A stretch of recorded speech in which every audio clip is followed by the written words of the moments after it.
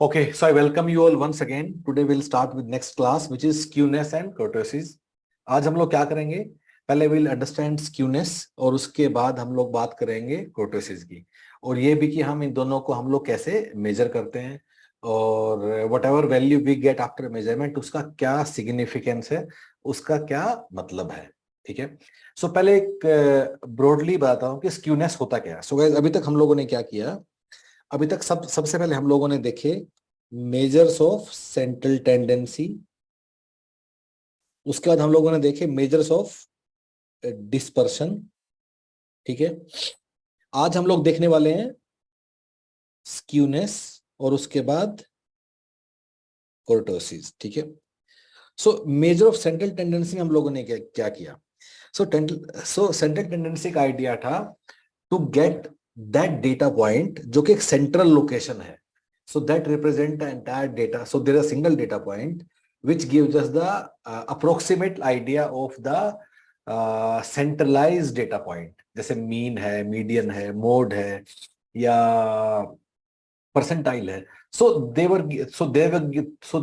gave us an idea कि which is that central point जो कि पूरे डेटा को रिप्रेजेंट करता है. What was dispersion? So dispersion was about variability या स्प्रेड, कितना उसमें वेरिएबिलिटी या स्प्रेड है. सेंट्रल टेंडेंसी में क्या था? It was central location. और डिस्पर्सन को हमने कैसे मेजर किया? Variance, standard deviation, IQR, interquartile range, Z score and so on. ठीक है. आज हम लोग आए हैं स्क्यूनेस पे. सो स्क्यूनेस क्या मेजर करता है कि शेप क्या है.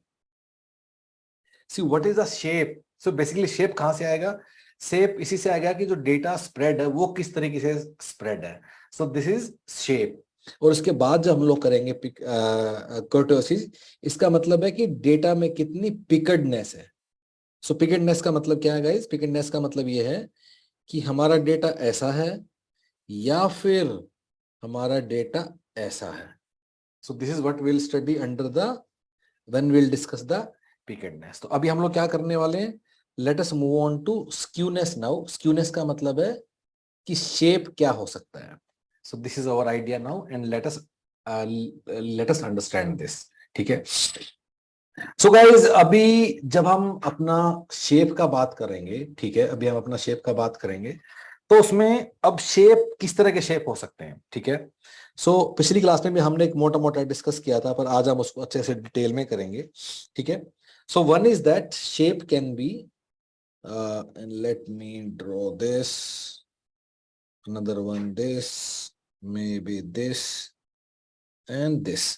This can be 1, 2, 3, and 4. ठीक है. So there was one option which we did last time. Shape किस तरह का हो सकता है? Shape can be symmetric in nature. Symmetric मतलब दोनों साइड एक जैसा. So this is known as symmetric shape. Shape can also be this way. Rather, let me do it again. Shape can also be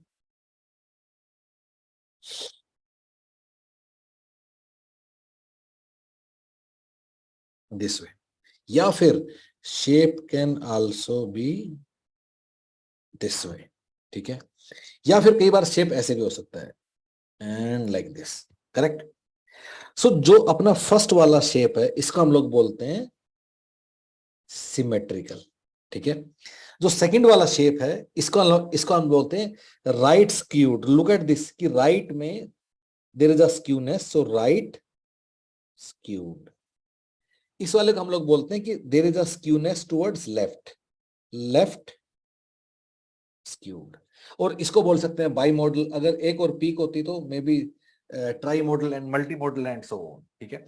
हमारा focus 1, 2 and 3 पे ही रहेगा. ठीक है. जो राइट स्क्यूड है दिस इज आल्सो, जो राइट स्क्यूड है this is also known as positive skewed, and left skewed is also known as negative skewed. Left skewed is also known as negative skewed. ठीक है. अब जैसा कि हमने पिछली क्लास में भी आप लोगों से पूछा था, and I will ask you once again. Suppose we have got marks of students in a class, ठीक है, and on the x-axis we have the marks 0 to 100, x-axis अपने marks 0 to 100, and y-axis पे क्या है कि वो जो marks है कोई भी वो कितने बच्चों ने लिया. For example, अगर मैं यहाँ लिखता हूँ, maybe this is 20 marks, so this 20 marks have been achieved by how many students? ये जो यहाँ आएगा, so maybe this number is 14. So 14 students got 20 marks. So this is, if this is the data which have been given to us. तो मेरा आप लोगों से सवाल ये है कि if you compare class 2 and class 3, in which class you think students are more intelligent? Class 2 or class 3? In which you think that students are more intelligent? So guys, you are right. Now, today class 3 में लोग ज्यादा intelligent है. और ये हम कैसे बोल सकते हैं कि अगर मैं क्लास 2 को देखता हूं, if I see the class 2, जो मैक्सिमम बच्चों के मार्क्स हैं वो इतने हैं, this point. On the other hand अगर मैं क्लास 3 को देखता हूं, मैक्सिमम बच्चों के पॉइंट हैं दिस. सो अगर एक्स एक्सिस पे देखे, सो ये वाला वैल्यू अप्रोक्सीमेटली 30 है, ये वाला मे बी 70 80 है कुछ. सो डेफिनेटली क्लास 3 के बच्चे are more intelligent than the students of class 2 या 2 and 3 जो अभी हमने यहाँ फिगर लिया है. ठीक है. अब गाइज इन सारे डेटा पॉइंट्स में विच इज अवर मोड, इन सारे डेटा पॉइंट्स में which is our mode. So mode is this point, right. So mode क्या है? मोड वो वाला वैल्यू है जो maximum occurring in the data. इसका मतलब the mode is this point जो मैंने लाल रंग से किया है. This becomes our mode. This becomes our mode, MODE, mode जो कि हमने रेड कलर से किया है, मोड. ठीक है. So now we know our location of mode. So can we also get some idea about location of mean and median. Mean and अगर हम मीन एंड मीडियन की अगर हम बात करें, सो गाइस जो अपना जो मीन है, mean will be somewhere here. यहां mean will be here, green colour. So guys mean is my green. ठीक है. So mean will be somewhere, in this case mean will be somewhere here, green colour mean. ठीक है. अच्छा, इसमें क्या होगा mean? इसमें यही होगा जहां मोड है वहीं मीन. ठीक है. और अगर मैं बात करूं अपने maybe with this colour median की, so median is this colour. So guys इस कलर को हम लोग क्या बोलते हैं? Anybody on the chat box? जिस कलर है मैंने मीडियन को लिखा है, what is name of this? Indigo या क्या बोलेंगे इस कलर को? Anybody on the chat box जल्दी लिखो. इस वाले कलर को हम क्या बोलते हैं गाइस? जिस कलर है मैंने मीडियन वर्ड को लिखा है, what is name of this colour? Violet. अच्छा ठीक है. So this colour is violet. ठीक है. सो मीडियन कहां होगा? मीडियन इन दोनों के बीच में होगा. सो दिस इज माय मीडियन. यहां भी मीडियन इन दोनों के बीच में, this is my median. In this case median भी यहीं होगा. ठीक है गाइस.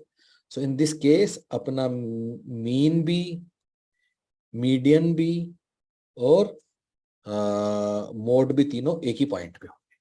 सो गाइस अब हमने 3 तरह के शेप देख लिए हैं, सिमेट्रिकल, राइट स्क्यूड और लेफ्ट स्क्यूड. ठीक है. तो ये जो हमने मीन मीडियन वाला जो हमने अभी जो चीज हम लोगों ने लिखा है, ठीक है. So now we can summarise it that अगर हमारा शेप सिमेट्रिकल है, then my mean is equal to median is equal to mode. On the other hand अगर मेरा राइट स्क्यूड है, सो इन दैट केस मेरा मोड सबसे छोटा होगा, मोड से बड़ा मीडियन और मीडियन से बड़ा मीन. और अगर मेरा डेटा लेफ्ट स्क्यूड है, which is given over here, in this case my mode will be largest. So mode is greater than median which is greater than mean. So guys ये काफी ज्यादा important results हैं. Left skewed, right skewed और symmetric में क्या होता है. इसमें कोई भी डाउट है तो प्लीज स्पीक अप, बोलो, come on. Is this okay? एके, हाँ जी एके बोलो। सर ये तो समझ में आ गया सर, ये लोकेशन समझ में नहीं आया, जैसे मीन का और इसका मीडियन का कैसे डिसाइड कर रहे हैं कहाँ पे होगा? आप एक बार डेटा ड्रॉ करके आपके आपका भी डेटा होगा ना, उसमें जी सर। हमेशा ही ऐसा होगा। आप you need data for that, ठीक है। हम ऐसा कोई सर रूल कोई नहीं है, लॉजिक? जैसे कि मोड में हमने आपको बता दिया कि जहां पीक है वो मोड है, ठीक है। तो मीडियन में ऐसा कोई रूल नहीं है, वो कहीं निकलेगा पॉइंट अपने आप। इसका कोई लॉजिक नहीं सर, वो डाटा से ही करना पड़ेगा? तुम अगर प्लॉट करोगे तो वो यहीं आएगा, अच्छा ठीक है सर। ठीक है। अब मैं तुम्हें थोड़ा और आइडिया दे सकता हूं, but unnecessary I don't want to confuse you actually. So guys, mean क्या होगा? मीन वो वाली लाइन है जिससे लेफ्ट में और राइट में जो एरिया बनेगा ना, बराबर बराबर होगा। अब ट्राई कर लेना खुद से मोटा मोटा। ठीक है सर। सर स्क्यूड का मतलब हिंदी मीनिंग क्या होता है सर? स्क्यूड, ये स्क्यूड, ये स्क्यूड इसका कुछ होता मतलब है? उधर मतलब झुकाव है उधर की तरफ। मोर राइट स्क्यूड का मतलब है कि ज्यादा वैल्यू लेफ्ट को कंसंट्रेटेड है। ये फिगर 2 और 3 जो है, इसमें एक तरह से इसका जो पूछ है, पूछ से ही देख रहे हैं। हाँ ओके, ऐसा याद कर लो कि जहां जिस साइड लंबी पूछ है वही साइड ज्यादा स्क्यूडनेस है, ठीक है सर। और जहां ज्यादा पीक है उसके उल्टा, मतलब एक तरफ पीक होगी एक तरफ पूछ होगी, राइट। जहां लंबी ठीक पूछ है, है वहां मेरा स्क्यूनेस है, थैंक यू सर। ठीक है। सो गाइस, ये हमने मोटा मोटा समझ लिया कि स्क्यूनेस होती क्या है, कि राइट स्क्यूड क्या है, लेफ्ट स्क्यूड क्या है, या पॉजिटिव स्क्यूड क्या है। सो ऑफ कोर्स अब ये भी हम इससे अंदाजा लगा सकते हैं, राइट स्क्यूड को अगर मैं पॉजिटिव बोल रहा हूं, लेफ्ट स्क्यूड को मैं नेगेटिव बोल रहा हूं, तो सिमेट्रिकल की स्क्यूनेस होगी 0। सो स्क्यूनेस कैन बी नेगेटिव और पॉजिटिव और 0, ठीक है। तो सिमेट्रिक की स्क्यूनेस इज 0। अब हम आते हैं गाइस अगली चीज पे, कि स्क्यूनेस को मेजर कैसे करते हैं। सो स्क्यूनेस को मेजर करने के कई सारे हम लोगों को वो हैं, मतलब स्टैट्स में हमारे पास मेजर्स अवेलेबल हैं। So one is Karl Pearson coefficient of skewness. The second one is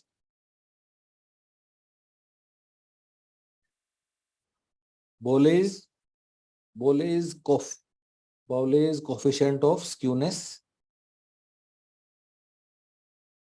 and the third one is Kelly's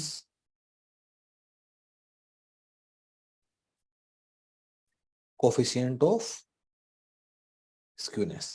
अब हम तीनों को एक एक करके देख लेते हैं कि स्क्यूनेस हम लोग इन तीनों से कैसे मेजर करते हैं, ठीक है। सो सबसे पहले मैं क्या करता हूं, सबसे पहले मैं अपना जो फर्स्ट वाला है which is Karl Pearson measures of coefficient of skewness है, इससे हम लोग अपना स्क्यूनेस कैलकुलेट कर लेते हैं, ठीक है। So let's do it with this one. इससे हम स्क्यूनेस को कैसे मेजर करते हैं।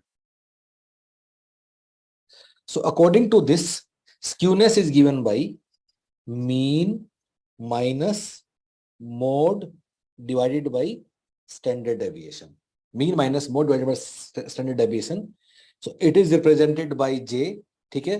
सो गाइस, कई बार क्या होता है, कई बार हमारे पास मोड अवेलेबल नहीं होता है डेटा का। सो अगर हमारे पास मोड अवेलेबल नहीं है तो हम, लेकिन हमें तो न्यूमेरिकल लिए मोड चाहिए, तो उस केस में हम क्या कर सकते हैं, we can depend upon our equation which is true only for moderately skewed, highly skewed के लिए applicable नहीं है। तो हमारी इक्वेशन क्या थी, मीन जो पिछला से हम लोगों ने की थी, mean minus mode is equal to 3 times mean minus median. इससे मैं वो निकाल लेता हूं जो मुझे न्यूमेरिकल में चाहिए, and what do I need, 3 times mean, 3 time means minus minus median. So अगर मेरे पास मोड अवेलेबल नहीं है, so I can use this fraction in the numerator, और इससे हम अपना जे की वैल्यू निकाल सकते हैं। सो गाइज, ये जो स्क्यूनेस का मेजर आएगा, so this J will be between -3 से +3 के बीच में होगा, ठीक है। एंड ऑफ कोर्स अगर माइनस की वैल्यू है तो नेगेटिवली स्क्यूड है। नेगेटिवली स्क्यूड का मतलब क्या है गाइज, कि कुछ ऐसा है। नेगेटिवली स्क्यूड का मतलब है जो हमने थोड़ी देर पहले किया अभी, if it is negatively skewed, इसका मतलब है this will be something like this, और अगर पॉजिटिव स्क्यूड है तो इसका मतलब ये कुछ ऐसा होगा, राइट की तरफ इसकी लंबी एक टेल होगी। ठीक है।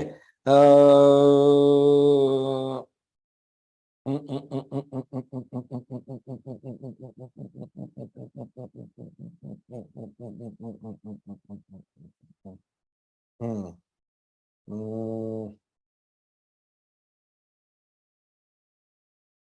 ठीक है। So guys, so this is first measure which is Karl Pearson coefficient of skewness. So इससे मेजर करने के लिए हमें क्या चाहिए, मीन और मोड और स्टैंडर्ड डेविएशन चाहिए। और अगर हमारे पास मोड नहीं है तो हम मीडियन से भी इसको कर सकते हैं by using this in my numerator. ठीक है। Now let's come to second measure which is Bowley's coefficient of skewness. ठीक है। एक तो इसका दूसरा नाम भी है, so there is another name to this and that second name is known as quartile, QUAR, quartile coefficient of skewness.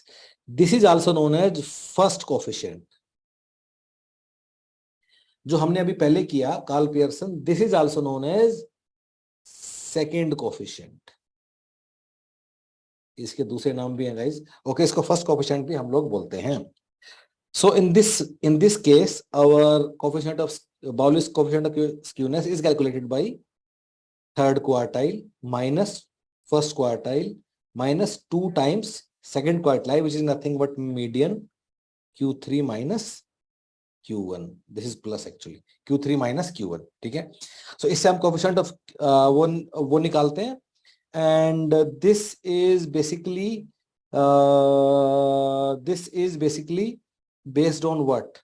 This is based on our quartiles, क्योंकि सब डेटा इसका क्वार्टाइल है ना कि मीन मीडियन है, therefore it is also named as quartile coefficient of skewness. So this is second method. Let's come to third method now, which is Kelly's coefficient of skewness. ठीक है। So this is based on what? This is based on percentile. So this is calculated as what is value of 90th percentile plus value of 10th percentile minus 2 times value of median divided by 90th percentile minus 10th percentile. So this is based on percentile. So this is another method जिससे हम लोग skewness हम लोग निकालते हैं।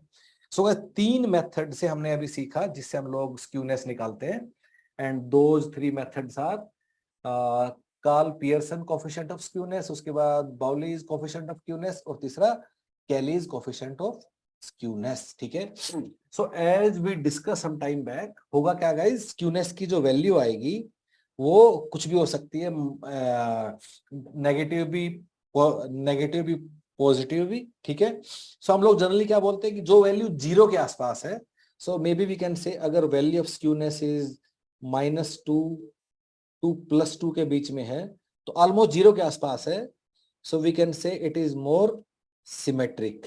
ठीक है।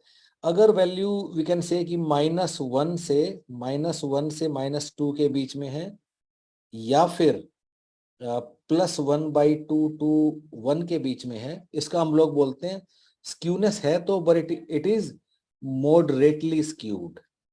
ठीक है। अब पॉजिटिव भी हो सकता है, नेगेटिव भी हो सकता है। और अगर वैल्यू है हमारी लेस देन -1 या फिर ग्रेटर देन +1, तब आप बोलते हैं इट इज हाईली स्क्यूड। ठीक है। ओके। सो गाइस, स्क्यूनेस के बारे में अगर कुछ भी पूछना है तो एक बार तुम मेरे से पूछ सकते हो। सो स्क्यूनेस से हमने क्या मेजर किया, स्क्यूनेस वाज नथिंग बट कि हमारा डेटा लेफ्ट को स्क्यूड है, राइट को स्क्यूड है, नेगेटिव है या पॉजिटिव है, कुछ भी है। इसके बारे में कुछ भी पूछना, speak up, otherwise I will move on to next topic which is kurtosis. कुछ पूछना गाइस, बोलो। Anything which you want to ask about skewness, हाथ उठाओ और बोलो।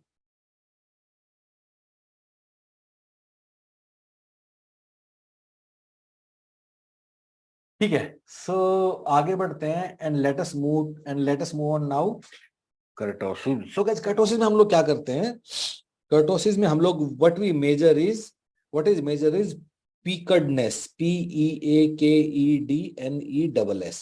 कि डेटा में कितना पीक है। ये हमें पहले से ही पता है कि सिमेट्रिक है। तो सिमेट्रिक, अब गए सिमेट्रिक कैसा हो सकता है? हमारा जो डेटा है, अगर मैं यहां करूं ऐसे, ठीक है, अगर मैं यहां करूं, ठीक है, अब मेरा डेटा में भी ऐसा हो सकता है, राइट? सो माय डेटा में be something like this, correct? Data can also be something like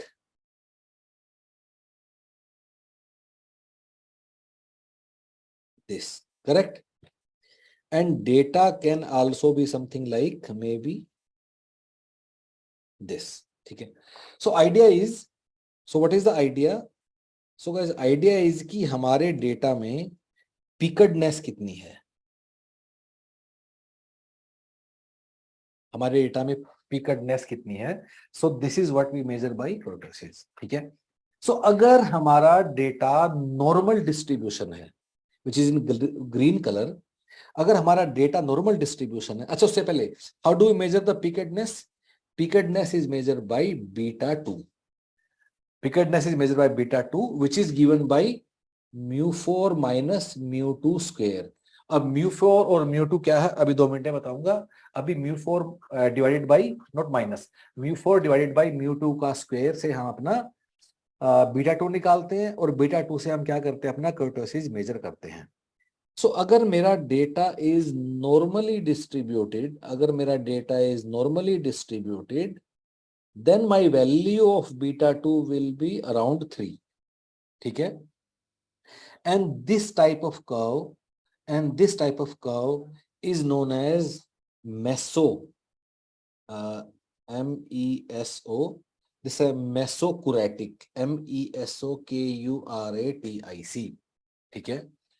On the other hand, if my beta is greater than 3, which is given over here, if my beta 2 is greater than 3, then in this case, it is like very high peak, greater than 3.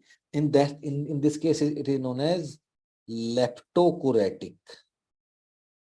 On the other hand, अगर हमारी peak normal distribution से कम है, मतलब beta 2 is less than 3, then it is known as प्लेटी, PLATY कुरेटिक, ठीक है? So beta 2 की value जितनी ज्यादा है उतनी हमारी पिकडनेस ज्यादा है। अब बीटा 2 की वैल्यू गाइस कितनी हो सकती है? The value of beta 2 can be what, and I need more space for that, I think, yes, value of beta 2 can be between 1 to infinity, ठीक है? अब टिपिकली जब बीटा 2 1 होगा तब हमें कैसा दिखेगा कि पीक है ही नहीं। अगर बीटा 2 1 होगा, so it will look something like this, कि हमारा पीक ना है ही नहीं कुछ। देखो, look at this data. So this is a representation of जब बीटा 2 1 के बराबर है, और हमारा बीटा 2 कब इन्फिनिटी होगा? I mean very high peak, मतलब पीक है पर very very high peak, this will be beta 2 is equal to infinity. So beta 2 can never be negative, by the way, ठीक है? So beta 2 can never be negative, beta 2 can be between, मतलब value of kurtosis can be between 1 to infinity only. अब guys उसके बाद, हाँ, उसके बाद जो मैंने अभी बात बताई कि हम इसको मेजर कैसे करते हैं, और मैंने बताया कि μ2 और μ4 वाला जो बात बताया कि बीटा 2 हम लोग ऐसे मेजर करते हैं, ठीक है? अब μ4 μ2 क्या है? So guys these are known as moments, तो मैं एक बार बता देता हूं कि मोमेंट्स की स्टोरी क्या है। So let me create some space for that, give me a second.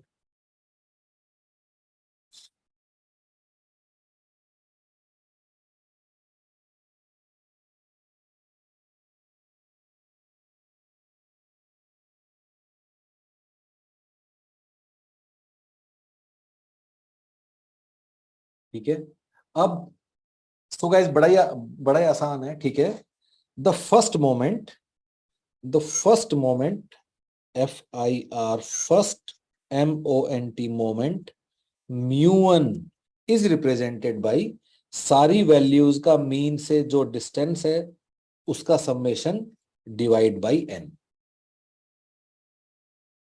The second moment is given by μ2 is given by सारी वैल्यू का m से डिस्टेंस उसका स्क्वायर उसका summation divide by n. The third moment is given by सारी values का x से distance का cube summation divide by n. सारी वैल्यूज का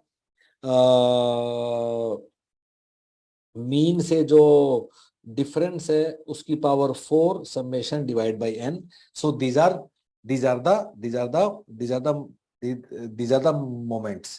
अगर तुम लोगों को याद हो, this second moment is nothing but variance. This second moment is nothing but variance only. और जो हमारा so this is how moments are calculated. ठीक है. अब जो मैंने बताया कि what is formula of kurtosis, मैंने जो बताया guys, the formula of मतलब जो बीटा 2 निकालते हैं, बीटा 2 निकालने का फॉर्मूला क्या बताया, μ4 माइनस μ2 का स्क्वायर. μ4 और μ2 कैसे निकलेगा, यहां से निकलेगा. ठीक है. So this kurtosis is also known as, इसका दूसरा नाम भी है, it is also known as fourth moment about mean. Fourth moment about mean, ये किसका नाम है, KURTOSIS का. ठीक है. सिमिलरली जो हमारा स्क्यूनेस है, this skewness also has got another name which is also known as third moment about mean. ठीक है. सो these were the moments. Moment की हमें क्यों नीड पड़ी, क्योंकि कर्टोसिस जिसका हम बीटा 2 से मेजर करते हैं, that is given by μ4 divide by μ2 का स्क्वायर. ठीक है. So that is all for the topic of skewness and kurtosis. इसके हम कुछ सवाल देख लेते हैं एक-एक करके. पहले if frequency curve has longer tail to left, then it is known as what type of distribution. So guys, अगर हमारा frequency इस तरह का लेफ्ट में लंबी टेल है, then it is known as what? It is known as negatively skewed. It is known as negatively skewed. So it is negative skewed. Correct answer is A. आगे बढ़ते हैं. The main difference between this and this is that former talks of degree of symmetry, मतलब shape, while the later talks about degree of peakedness. So guys, peakedness is given by what? Kurtosis, or symmetry is known from the skewness. Therefore, skewness से हम measure करते हैं symmetry या shape, और kurtosis हम लोग क्या मेजर करते हैं, peakedness. Therefore correct answer is B. Okay. In a classroom a teacher find that the distribution of student score is positively skewed.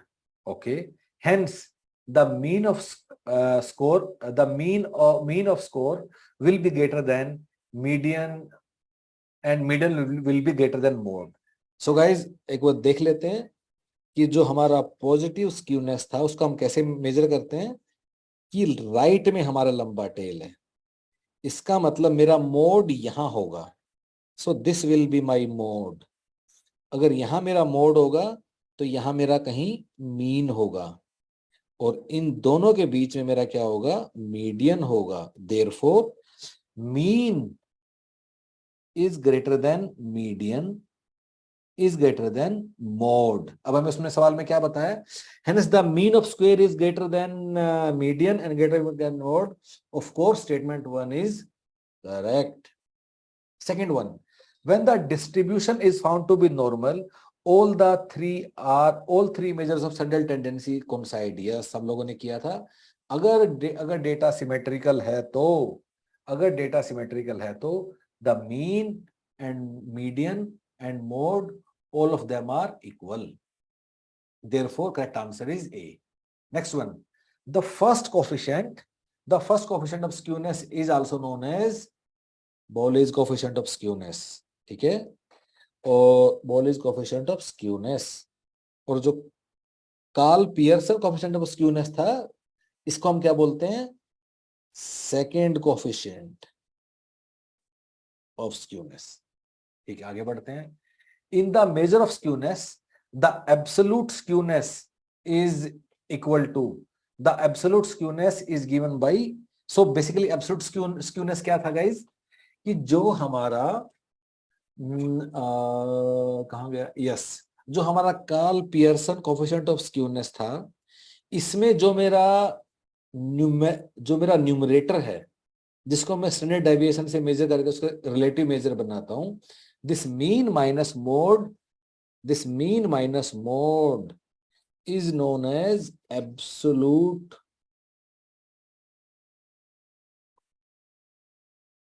skewness, mean minus mode. So coming back, absolute skewness is given by mean minus mode. Correct answer is B. आगे बढ़ते हैं। Is a curve which is more picked than normal curve. So guys, जो curve उससे ज्यादा थी, so guys come back, let us see, हम लोगों ने यहाँ किया था 3 तरह की कर्व, और तीनों की तरह कर्व के हमारे नाम थे, you can see it here. जो नॉर्मल वाली थी वो थी मेसोकोरेटिक, जो ज्यादा पिकड है दैट इज लेप्टोकोरेटिक, कम वाली प्लेटिकोरेटिक। सो क्योंकि इस बार ज्यादा है तो answer should be leptokurtic. So let's come back and see, correct answer is A, which is that normal curve से ज्यादा है तो इट इज लेप्टोकोरेटिक। यहां लिखा भी है beta 2 is greater than 3। Next one, okay, we have to match the following. So guys, which one was based on quartile? Quartile पे था Kelly's measure, sorry, Bowley's measure was on quartile. So quartile कहाँ लिखा है, quartile है ये वाला, quartile के base पे था, so therefore one goes with C, ठीक है। उसके बाद Kelly's was based on percentile, so D goes with percentile, ठीक है। बाकी हमारा क्या बचा, Karl Pearson measure of coefficient, so this was between the based on relationship between averages and amount of variation in the data, and dispersion is what, dispersion is nothing but amount of कि उसमें कितना variation है, ठीक है। So now fourth one, Carl Pearson is based on the relationship between averages is given over here. Therefore, A goes with 4, ठीक है, B goes with 2, ठीक है, C goes with 1, ठीक है, and D goes with 3. Correct answer is A. Done guys, आगे बढ़ते हैं। If each value is increased by k, then what will happen to these coefficient? So guys, ये थोड़ा सा समझने वाला सवाल है, एक बार देख लेते हैं, ठीक है। सो पियर्सन कोफिशिएंट ऑफ स्क्यूनेस क्या था, थोड़ा सीखने वाला सवाल है, बाय द वे एग्जाम में आने की प्रोबेबिलिटी कम है इस वाले की, पर फिर भी सीख लो एक बार, ठीक है। तो अगर पियर्सन जो कोफिशिएंट ऑफ स्क्यूनेस था, ठीक है, तो that was given by what, जो पियर्सन था उसमें था हमारा mean minus mode divided by standard deviation, ये था हमारा, ठीक है, mean minus mode divided by the standard deviation. So guys, अगर मैं हर एक वैल्यू को अगर मैं हर एक वैल्यू को if I increase every value in the Pearson coefficient of skewness by K, so guys क्या होगा, अगर मेरा हर वैल्यू को मैं के से इंक्रीज कर दूंगा, so mean will also be increased by K and mode will also be increased by K, ठीक है। अगर मीन और मोड को मैं के से इंक्रीज कर दूंगा but there difference is going to remain same, इसका मतलब क्या है कि मेरा जो न्यूमरेटर है guys that will remain same, ठीक है। अब जो मेरा डिनोमिनेटर है which is what, standard deviation, अगर मैं हर एक वैल्यू को के से इंक्रीज कर दूंगा तो मेरा तो क्या होगा, my standard deviation is going to increase, अगर हर वैल्यू को मैं के से मैं इंक्रीज कर दूंगा, standard deviation standard deviation is going to increase the Pearson coefficient. Pearson में मीन माइनस मोड, ठीक है। सो मेरा guys give me a second, अगर मैं मीन, अगर हर एक वैल्यू को मैं के से इंक्रीज कर दूंगा, mean will increase by K, mode will increase by K, because both of them will increase by K, therefore numerator is going to remain same, ठीक है। और अगर मैं what will happen to standard deviation, so standard deviation was standard deviation में guys क्या होगा, give me a second ना, मुझे कुछ चेक करना है।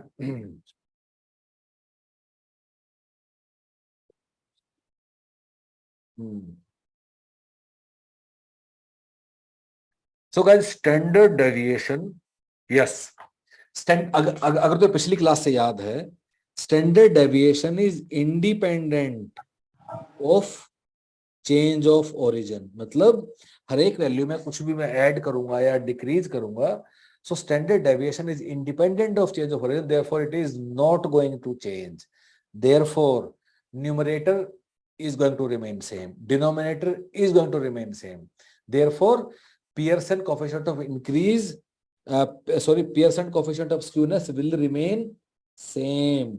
Because it will remain same, the first statement is incorrect. Very nice. Okay, let's move on to now. So this was about statement क्या A. अब हम चले जाते हैं, maybe we'll go to C. So guys, C क्या था, Bowley's coefficient of skewness पे क्या होगा, so let us understand it. So Bowley's coefficient of skewness is given by what, अभी हम लोगों ने किया था, so Bowley's coefficient of skewness is given by ये वाला Q3 plus Q1 minus 2Q2 Q3 minus Q1, ठीक है। अगर मैं इन सारी वैल्यूज को K से इंक्रीज कर दूंगा, so this will increase by K, this will increase by K, but then this will also 2 times increase by K. So मैं यहाँ लिख के बताता हूँ, रुको guys.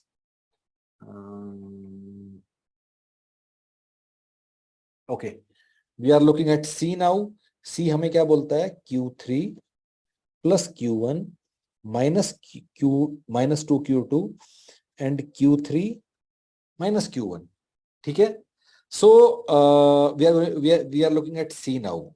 So guys होगा क्या, Q3 को अगर हम इंक्रीज कर देंगे K से, Q1 को कर देंगे, so there is a increase of 2K, but then Q2 को भी हम K से करेंगे, there is a decrease of 2 times K, so numerator is going to remain same. Similarly denominator is also going to remain same, therefore जो Bowley's coefficient of skewness है, that will also remain same. तो ये भी गलत हो जाएगा। Let us look at now fourth option. Fourth option क्या है, reduce the value of Pearson. सो अभी हमने थोड़ी देर पहले किया था, Pearson is going to remain same, therefore this statement is also incorrect. So now only option which we have to check and which is our answer, that is B. अब B देख लेते हैं, B क्या है, no change in, अरे ये तो हमने कर लिया, no change, of course it is going to remain same, therefore B is the correct answer. Okay, Srishti saying something, Srishti से बात करते हैं। सृष्टि सृष्टि सृष्टि हेलो। हाँ जी सृष्टि बोलो। सर सी वाला समझ नहीं आया, Bowley's coefficient सेम क्यों रहेगा? देखो सृष्टि, तुम ऐसे इसको एक काम करते हैं, मैं इसको रीराइट कर लेता हूँ, इसको लिख लेता हूं मैं Q3 minus Q2 plus Q1 minus Q2, ठीक है न्यूमरेटर। अब बताओ, अगर Q3 कोई वैल्यू है, Q2 कोई वैल्यू है, दोनों को 5-5 से हम इंक्रीज कर देंगे, पर डिफरेंस तो सेम रहेगा, राइट। मेरा मतलब है कि ये जो वैल्यू है कौन सी, this value of difference is going to remain same, right या नहीं? ओके इस तरह ये भी सेम रहेगा और ये भी सेम रहेगा, इसलिए कभी चेंज नहीं होगा ये। ठीक है। The coefficient of skewness method in which the basis of measuring is decyl and percentile. So guys हम किसमें करते हैं डेसाइल और परसेंटाइल? कैलीज मेथड में। कैलीज मेथड हम लोगों ने क्या किया था याद है? P90 plus P10 minus 2 times P50 which is nothing but median divided by P90 minus P10. C. Considering the mean, mode and median of data, the value of skewness will be positive when. So guys skewness हमारा कब positive होगा? So skewness positive का मतलब था that the shape will be something like this. और इस वाली shape में ये मेरा था मोड और ये मेरा था, यहां मेरा था मीन और बीच में था मेरा मीडियन। अब इसमें क्या है? Median is greater than mean, बिल्कुल गलत। Mean is greater than median, बिल्कुल ठीक। Mean is greater than mode, ये भी ठीक है। Mean is less than mode, ये बिल्कुल गलत। देयरफॉर बी भी करेक्ट है और सी भी करेक्ट है। Skewness will be positive when B is also correct and C is also correct. अरे ये क्या है? इसने हमें डी क्यों लिख दिया हमने? Mean, oh yes actually D is also right. Mean इससे भी बड़ा होगा, right? So D is also right, therefore B is also correct and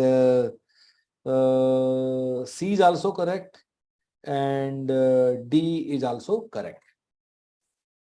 Okay, next one. For a distribution, the difference of first quartile and median is less than. Oh, थोड़ा सा guys, थोड़ा सा इसको समझने की कोशिश करते हैं, ठीक है? ये क्या बोलता है कि कोई एक डिस्ट्रीब्यूशन है, ठीक है? कोई एक डिस्ट्रीब्यूशन है, ध्यान से देखना इसको। सो ये हमारा था 0% और ये था हमारा 100%, ठीक है? ब्रिजेश कुछ बोल रहे हैं। हाँ जी ब्रिजेश बोलो। सर एक बार प्रीवियस क्वेश्चन सर। हाँ बोलो सर, इसमें सी के अंदर मीन मोड से बड़ा है और डी में मीन मोड से कम है, दोनों कैसे सही हो सकते हैं? सॉरी, ये मैंने ठीक से इसको पढ़ा नहीं। You are right. So basically तुम ना अपने आप निकाल लो। अगर पॉजिटिव स्क्यूड है तो mean is greater than median is greater than mode, ठीक है? ये अपना याद कर लो। और अगर in case of positive skewness और नेगेटिव स्क्यूनेस में क्या होता है कि ये ऐसे वाले साइन होते हैं। मोड मीडियन दोनों केसेस में बीच में होता है इज मीन, ठीक है? So this is negative skewed and this is positive skewed. तो एक बार दोबारा से देख लेते हैं। ये एक्चुअली सवाल ठीक से फ्रेम नहीं है इसलिए। तो क्या मेरा मीन मीडियन से बड़ा है? यस बड़ा है। और क्या मेरा मीन मोड से बड़ा है? ये भी मेरा बड़ा है। क्या मोड मीन से बड़ा है? नहीं है। तो B and C are correct. ये आंसर गलत दिया हुआ है, बी एंड ये दोनों करेक्ट है, ठीक है? आगे बढ़ते हैं। For a distribution the difference of first quartile and median, the difference. So guys ध्यान से देखना, मेरा मीडियन कहाँ है? मान लो मेरा कहीं बीच में मेरा मीडियन है। So maybe my median is, median क्या होता है? अगर तुम पिछली क्लास से याद तो मीडियन इज माई Q2, ठीक है? अब बोलता for a distribution the difference between first quartile and median, ठीक है, is less than difference between median and third quartile.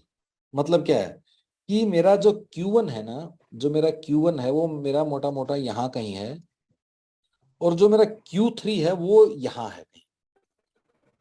तभी तो this difference is less than this difference.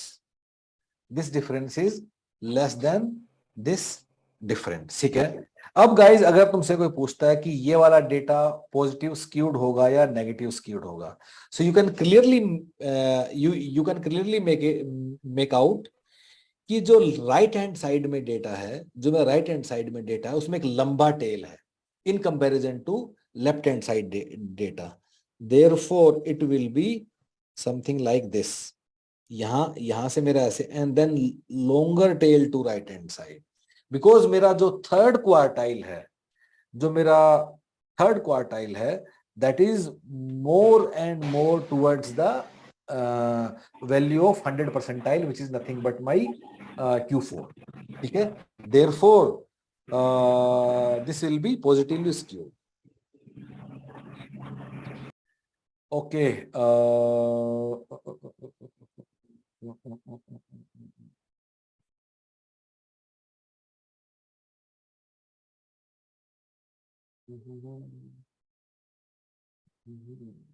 ठीक है,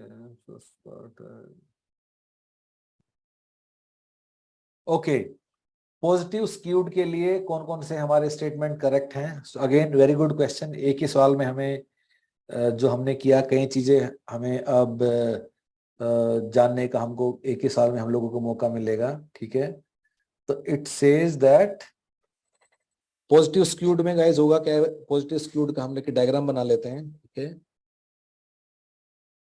सो पॉजिटिव स्क्यूड हमारा कैसा होता है? ऐसा होता है पॉजिटिव स्क्यूड।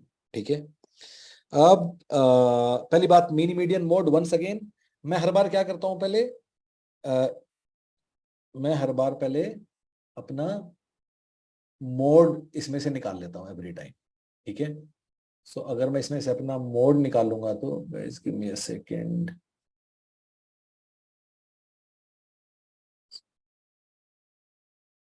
सो जो हाईएस्ट पॉइंट है वो मेरा है मोड। फिर मैं अपना एक पॉइंट को बना लेता हूं इधर जाके अपना मीन, और बीच में है मेरा मीडियन। सो पहली बात, mean is greater than median is greater than mode. इसका मतलब फर्स्ट स्टेटमेंट तो है मेरा करेक्ट। अगर फर्स्ट स्टेटमेंट करेक्ट है तो सेकंड विल बी इनकरेक्ट। ठीक है, अब अगली बात कि जो Q3 का जो वैल्यू है, Q3 का value from the median which is nothing but Q2 is less than. So guys होगा क्या, देखो अब अगर अपना ये सारा डेटा है, ठीक है, सो लुक एट इट। अगर तुम इसको बात करोगे ना, और ये पिछली बार भी आया था, तो मैं, अच्छा फर्स्ट करेक्ट है ये तो पता है। ठीक है, अब मुझे डाउट है कि end of course fifth is also incorrect. अब एक बार ना तुम्हें दोबारा से समझा देता हूँ ये वाली बात जो पिछले सवाल में भी आई थी, थोड़ा इससे तुम्हें और भी ज्यादा अच्छे से क्लैरिटी आ जाएगा, जो कि पिछली बार भी हमारे कि ये जो डिफरेंस है Q3 से, सो गाइस यहाँ हो क्या रहा है। सो एक बार इस चीज को हम लोग समझ लेते हैं। ठीक है, तो मैं इसको रब कर देता हूँ एंड ये ठीक, ये गलत, इतना हमने फिगर आउट कर लिया है। इसको गाइस ध्यान से देखना भी हम जो डिस्कस करने वाले हैं। ठीक है, तुम्हें खुद ही सेंस होगा कि हो क्या रहा है। ठीक है, सो मेरा data is my positively skewed. So positive skewed का मतलब है लो जी, ये मैंने पॉजिटिव स्क्यूड डेटा बना दिया। ठीक है, अब इसके बाद अब हम बात करेंगे मीडियन वाली हम लोग बात करेंगे। ठीक है गाइस, अब ऑफ कोर्स हमने जैसे अभी थोड़ी देर पहले देखा भी कि मोड इज हाईएस्ट पॉइंट, और मेरा मीडियन कहाँ होगा? मीडियन मेरा यहाँ कहीं होगा, राइट? यहीं जाके मेरा मीडियन होगा, मीडियन जिसको कि मैं Q2 भी बोलता हूं। ठीक है, अब अगर मैं Q1 की बात करता हूं गाइस, मैं अब आप लोगों से एक सवाल पूछने वाला हूं and somebody will tell me on the chat box. ध्यान से गाइस सुनना, अगर मैं Q1 की बात करता हूं और Q1 की लाइन कहाँ होगी? यहां कहीं होगी, जैसे यहां होगी, यहां होगी, यहां होगी, कहीं Q1 की लाइन होगी। ठीक है, तो मेरा तुम लोगों से सवाल ये है कि ये Q1 की लाइन इससे दूर होगी या पास होगी? गाइस कोई है जो बताएगा? बिल्कुल दिमाग से सोच के। पहली बात तो Q1 Q क्या मेजर करते हैं? दे आर कि भाई कितने लोग उसके बीच में है, करेक्ट है? कोई जो चैट बॉक्स पे Shikha, you want to share with the class? बताओ गाइस, कौन बताएगा? अच्छा Shikha is saying yes, Shikha से हम बात करते हैं। हाँ जी शिखा बोलो, इससे ना जो पिछला सवाल है वो भी क्लियर हो जाएगा, जो ये वाला सवाल था ना, ये तो वाला। बेसिकली हाँ बताओ। Q2 और Q1 क्लोजर होगा क्योंकि ज्यादा हमारी वैल्यूज वहीं पर है। Very good Shikha, very good. So guys Q1 यहां ना देखो, अगर तुम बेसिकली जो नंबर ऑफ स्टूडेंट्स क्या है, number of students is nothing but area under this graph. इसका मतलब जो मेरा Q1 है ना, वो इसके पास होगा कहीं, may be this is my line of Q1। Similarly सीखा, अब मैं अगर बात करूं Q3 की लाइन की, Q3 की लाइन की, तो पास होगी या दूर होगी in comparison to difference of Q1? So far, it will be far because there are less number of yes, people. It will be far away. क्यों? क्योंकि यहाँ बच्चे ही कम कम कम है। सो गाइस जो ये हमारा ब्लू लाइन का जो ग्राफ है ना, ये जो हमारा ब्लू लाइन का ग्राफ है, ये देखो, दिस इज नथिंग बट कितने स्टूडेंट्स हैं। सो जैसे जैसे मैं राइट हैंड साइड में जा रहा हूं, my number of students are going to become less and less. So basically, और होना क्या है, सो यहां मेरा Q3 होगा, और मुझे कर सो गाइस Q1 Q2 Q3 क्या है कि 0 से Q1 के बीच में जितने बच्चे हैं, उतने बच्चे Q1 से Q2 के बीच में, उतने ही बच्चे Q2 से Q3 के बीच में, और उतने ही बच्चे Q3 से लास्ट की वैल्यू तक के बीच में। Therefore in case of positive skewness, or in case of if it is right skewed, the difference between Q2 and Q1 will be lesser than the difference between Q3 and Q2. So guys, ये समझ में आया सभी को या नहीं? बोलो, any doubt? Shikha, thank you so much, very nice. Guys, ये समझ में आया नहीं? बोलो।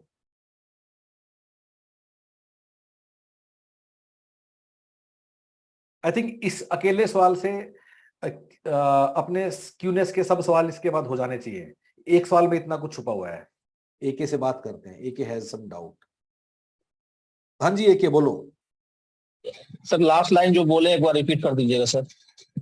लास्ट लाइन हमने ये बोला, अच्छा पहले आलोक तुम बताओ कि तुम Q1 Q2 Q3 का क्या मतलब है, क्या समझते हो? सर यहाँ तो देख ग्राफ से वो नंबर ऑफ स्टूडेंट्स। अच्छा चलो आसान करता हूँ। जो Q2 है मीडियन है, मैं बोलता हूँ किसी डेटा का मीडियन ये है, इसका क्या मतलब है? हमें बिल्कुल उसमें लेमन वाला लैंग्वेज समझाना, अंग्रेजी मत देना। Q2 का मतलब क्या है? अगर मैं बोलता हूँ कि 50 परसेंटाइल है, इसका क्या मतलब है? सर इसका मतलब ये हुआ कि इसके दोनों side equal number of student. Very good, बहुत ही बढ़िया। अब Q1 का मतलब बताओ। सर कि इस ग्राफ में तो देख के लग रहा है Q1 मतलब ऐसा पॉइंट है जहां नहीं, ग्राफ नहीं, ग्राफ को भूल जाओ। Q1 का मतलब क्या है? जैसे कि Q2 से 50% इधर थे, 50% दूसरी साइड से, ऐसे Q1 क्या है? बोलो। 25 इसमें 25% सर। क्या 25? क्या बोलो, पूरा सेंटेंस बोलो। 25% नंबर मतलब 25 नंबर ऑफ स्टूडेंट 25%। 25% कहाँ? बोलो, सही जा रहे हो, बोलो। हाँ सर ये मतलब कि Q1 का मतलब है जो वो वैल्यू है उससे 25% लोग नीचे हैं और 75% लोग उससे ऊपर हैं। जी सर। Q3 का मतलब बताओ। इसका मतलब 75% मतलब कि उससे नीचे है, नीचे और 25% आगे है। वेरी गुड, बहुत बढ़िया। अब जब मैंने ये वाला जो डायग्राम था, ठीक है, इसको मैंने तो बता दिया पॉजिटिव स्क्यूनेस है, और मैंने तुम्हें बता दिया क्या, ये मेरा डायग्राम है, पॉजिटिव स्क्यूड कैसा डायग्राम है, राइट? अब इसके बाद आलोक, मैंने तुम्हें बता दिया कि यहां मेरा Q2 है, यहां मेरा Q2 है, ठीक है। अगर यहां मेरा Q2 है, तो अब जो Q1 है वो मेरा लेफ्ट में होगा कहीं। जी सर। और मेरा जो Q3 है वो मेरा कहीं राइट में होगा, ये बात क्लियर है? जी सर। अब दिमाग ये लगाओ कि Q1 Q2 के नजदीक होगा या Q3 Q2 के नजदीक होगा, क्योंकि देखो पहली बात, Q1 और Q2 के बीच में जितने बच्चे हैं उतने ही बच्चे किसमें होने चाहिए? ये मतलब ओरिजिन से शुरू करके Q1 के बीच में होगा। और क्योंकि ये ग्राफ की हाइट ऊंचा है, क्योंकि ग्राफ का इसका मतलब Q1 मेरा यहीं तक हो जाएगा, इतने एरिया मेरे Q1 आ जाएंगे। So this area should be equal to what? This area. जी सर। इसलिए Q1 नजदीक है, जी सर। और Q3 इसलिए दूर है क्योंकि राइट हैंड साइड बच्चे ही कम है। लेकिन नंबर ऑफ स्टूडेंट तो बराबर ही होगा ना सर, Q2 और Q3 के बीच जितना होगा उतना ही Q1 Q2। यस, बिल्कुल सही बात है। तो नंबर कैसे आएगा वो बराबर? सो बेसिकली जो ग्राफ है, जो ये ब्लू लाइन है, इसका मतलब क्या है? मान लो ब्लू लाइन पे कोई पॉइंट है, मान लो ये पॉइंट है ब्लू लाइन पे, इसका मतलब क्या है? इसका मतलब मान लो ये मान लो 65 मार्क्स है, इसका मतलब 65 मार्क्स इतने बच्चों के हैं, और बाकी जो बचेगा वो तो रेस्ट बच्चा। अगर यहाँ है तो ये इतने बच्चों के हैं यहाँ। तो जैसे जैसे तुम ग्राफ पे ऊपर जा रहे हो, the number of students are increasing in number. जी सर। जैसे जैसे तुम ग्राफ पे नीचे जाते हो, number of students are decreasing in number. अब अगर तुम्हें किसी भी दो पॉइंट के बीच में सेम नंबर ऑफ बच्चे रखने हैं, ठीक है, सो नंबर ऑफ बच्चे on this graph, once again दोबारा से तुम्हें बताता हूं, ठीक है। सो नंबर ऑफ बच्चे अगर मुझे बराबर रखने हैं गाइस, ठीक है, सो नंबर ऑफ बच्चे ऑन दिस ग्राफ, मान लो मेरे यहां से यहां तक में जितने बच्चे हैं, करेक्ट, अगर मुझे इतने ही बच्चे मुझे यहां कहीं रखने हैं तो मुझे ये लंबा जाना पड़ेगा। हाँ ये लॉजिक, समझ गए जी, ये पूरा क्लियर हो गया जी। ठीक है। Okay okay guys, thank you so much, that is all for today.